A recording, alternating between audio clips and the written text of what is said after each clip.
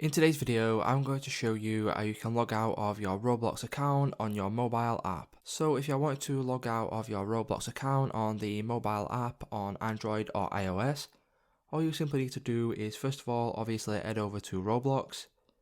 Once you have opened up Roblox, you will be on your home page, which will be this page here obviously. And from here what you can do is simply click on the three dots in the bottom left hand corner of your screen. Once you click on that, you will be on this section here, and here is where you will have many different options, and all you simply need to do is scroll all the way down to the bottom of this screen here. Once you scroll all the way to the bottom, you can click on the logout button right at the bottom of this page.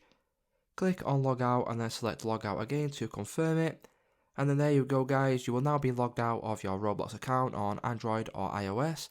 So it's just simple guys. If this video did help you out, please leave a like on today's video and I'll see you in the next one.